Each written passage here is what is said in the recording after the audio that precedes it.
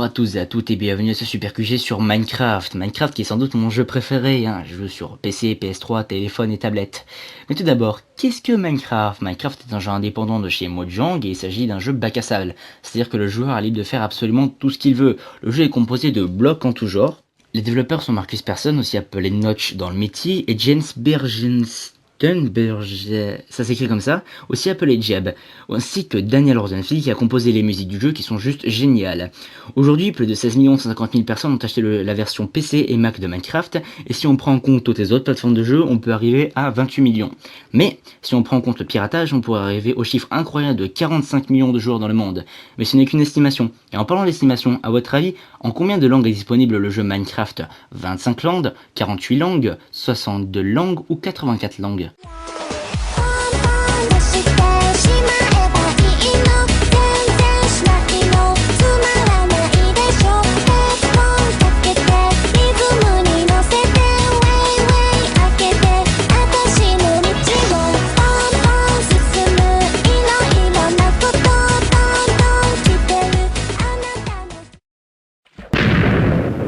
La réponse à 62 langues, ce qui montre à quel point Minecraft est joué absolument partout dans le monde. Chose à savoir, le monde ou plutôt la map de Minecraft est générée aléatoirement à partir d'une graine de génération aussi appelée seed, comme graine.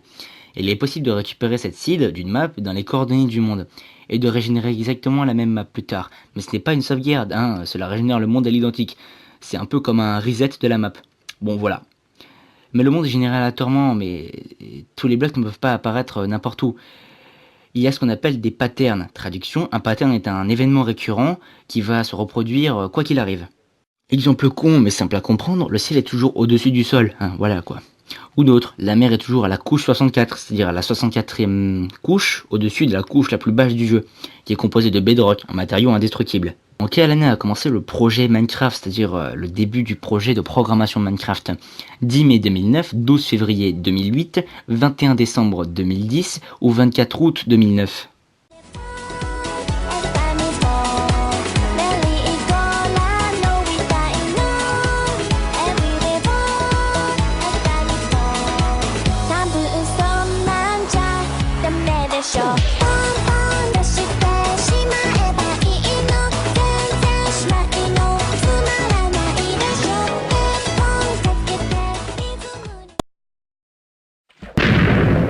La programmation de Minecraft a débuté le 10 mai 2009 et à la base Notch était le seul développeur du jeu et ce n'est qu'après que Jeb l'a rejoint. Question suivante, combien de pixels y a-t-il sur une face d'un cube de Minecraft? 256, 132, 964 ou 1609?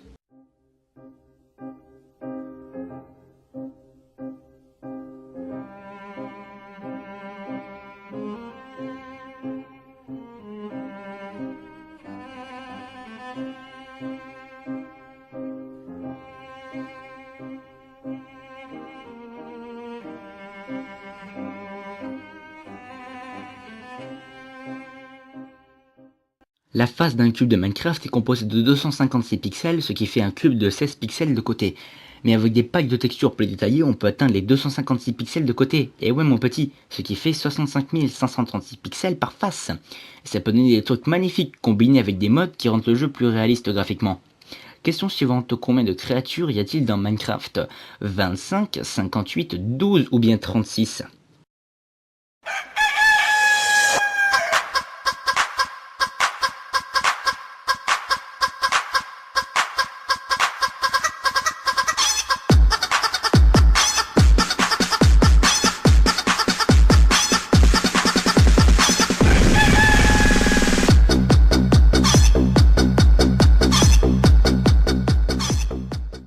Il existe 36 créatures dans Minecraft et 6 types de créatures. Le premier type, ce sont les créatures invoquées, c'est-à-dire que ce sont des créatures que le joueur va invoquer en faisant un assemblage de blocs et qui seront de votre côté.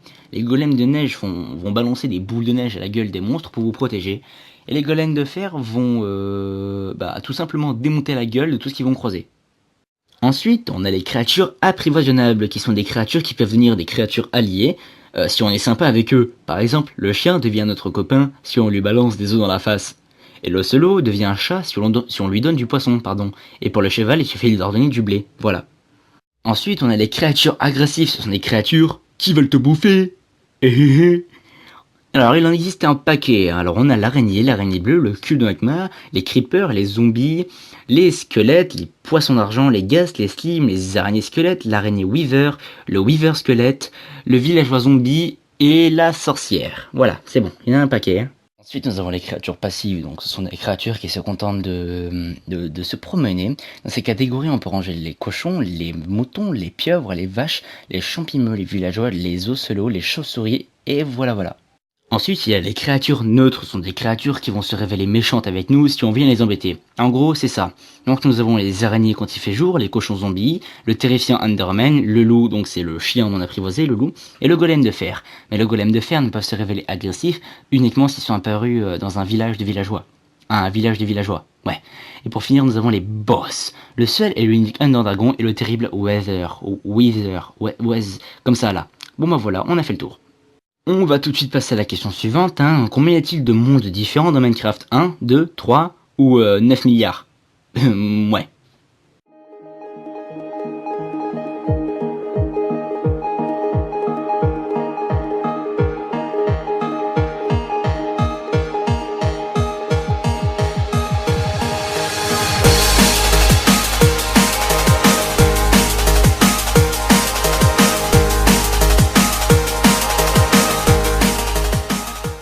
Il existe 3 mondes, donc déjà on a le monde réel, ensuite on a le Nether, c'est un peu comme une sorte d'enfer, et ensuite on a l'Ender, c'est un monde terrible où se cache l'Ender Dragon, avec plein d'Endermen partout.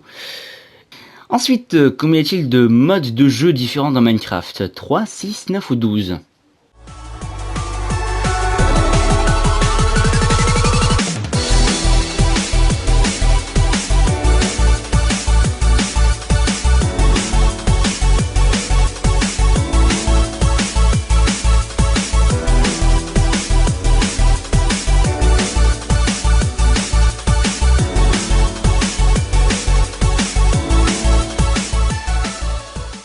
La réponse est donc 6, donc c'est parti. Numéro 1, le mode survie. Vous apparaissez dans un lieu précis appelé spawn, vous devez aller récolter des matériaux primaires pour ensuite créer des outils de plus en plus puissants, pour vous équiper ensuite d'armures, que vous fabriquez en récoltant des minerais enfouis dans le sol pour aller tuer l'Ender Dragon. Et si vous mourrez, tous vos équipements resteront sur votre lieu de mort pendant 5 minutes avant de disparaître. Et après votre mort, vous réapparaissez à votre point de spawn, qui peut être redéfini en dormant dans un lit. Mais ceci n'est que la quête principale, hein, et le jeu est rempli de quêtes secondaires, mais il vous faudra un super QG dédié aux quêtes secondaires de Minecraft pour en parler assez précisément.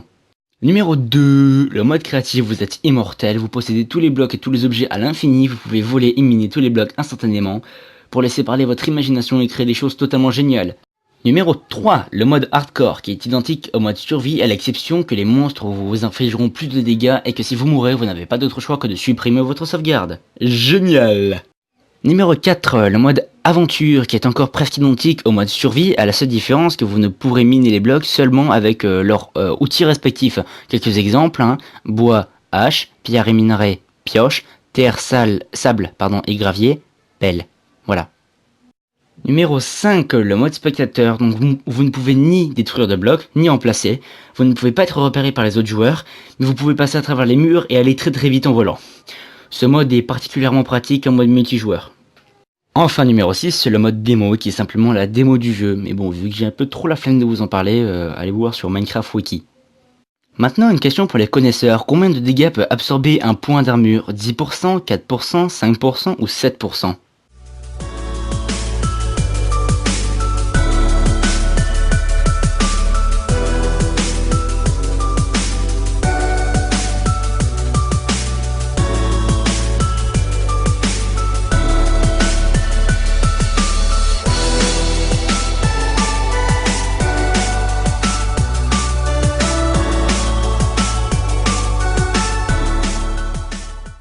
Chaque point d'armure, c'est-à-dire un demi-petit plastron, absorbe 4% des dégâts qui vous sont infligés. Ce super QG aura une suite bien sûr, et j'espère que le nouveau format vous aura plu. Allez, tchoua plus, c'était Guidacraft.